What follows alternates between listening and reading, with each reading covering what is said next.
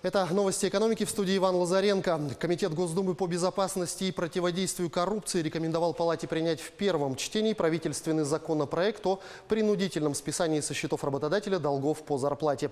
Предполагается, что госинспекторы труда смогут это делать во внесудебном порядке.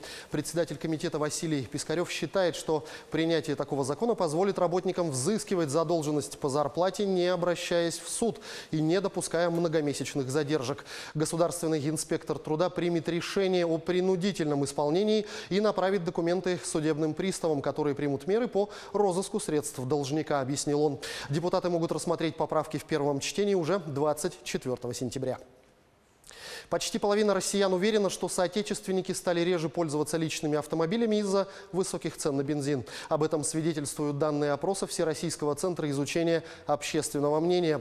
В ходе опроса 47% респондентов в качестве причины отказа от частого использования автомобиля указали дорогой бензин. 16% отметили, что им не всегда по карману обслуживание машины, необходимость ее страхования и высокие налоги. Финансовые трудности и попытки сэкономить в качестве причины назвали 15% опрошенных.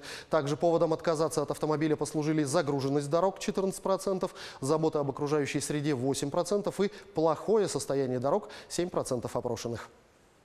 Банки могут стать прозрачнее. Данные о счетах, вкладах и кредитах, которые составляют банковскую тайну, станут с согласия клиентов предметом обмена между банками и аккредитованными агрегаторами финансовых услуг. Это, например, даст возможность клиенту из одного приложения, из одного личного кабинета получить доступ ко всем своим продуктам в разных банках. Международный опыт показывает, что это позволяет клиентам получать множество продуктов и услуг в едином окне, будь то сайт или мобильное приложение. Это могут быть рекомендательные сервисы по продуктам разных банков, по оптимизации сбережений, программам лояльности, инвестиционные приложения, любые лайфстайл-сервисы и продукты.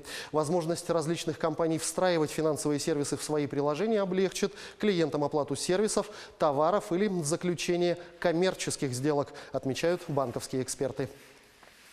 На национальные проекты в 2020-2022 годах будет выделено из бюджета 7 триллионов рублей, сообщил премьер-министр России Дмитрий Медведев на заседании правительства. По его словам, бюджет должен быть направлен на достижение национальных целей развития, установленные указом президента. Проектные принципы в бюджетный процесс начали внедрять еще в прошлом году, и эта работа должна быть продолжена. Всего в течение 3 лет на реализацию национальных проектов и комплексного плана модернизации и расширения магистральной инфраструктуры предполагается направить из федерального бюджета около 7 триллионов рублей. Медведев добавил, что правительство поможет в том числе регионам с финансированием национальных проектов. Общий объем такой целевой поддержки за 3 года составляет около 2 триллионов 200 миллиардов рублей. Кроме того, премьер сообщил, что в ближайшие 3 года страна сохранит свою социальную ориентированность. Тем временем в России, вопреки оптимистичным заверениям чиновников, стремительно раскручивается инфляция и существенно растет число бедных. В число бедных попали даже те, кто работает, так называемые новые бедные. По замерам международных экспертов-аудиторов, уровень наблюдаемой инфляции во втором квартале составил 10,4%. Это на 5,4% выше, чем официальные 5%, зафиксированные Банком России. Отмечается, что потребители покупают меньше и выбирают более дешевые товары. Об этом, в частности, говорит тот факт, что доля промоакций в товарообороте российских ритейлеров превысила 51% в денежном выражении и 53% в натуральном. Специалисты уже отмечают, что число бедных в России растет и очень существенно. Происходит это в первую очередь за счет проседания наиболее массового слоя россиян, которые в благополучные времена подтягивались к среднему классу. Сегодня в России возникла ситуация, когда в число бедных попали даже те, кто работает.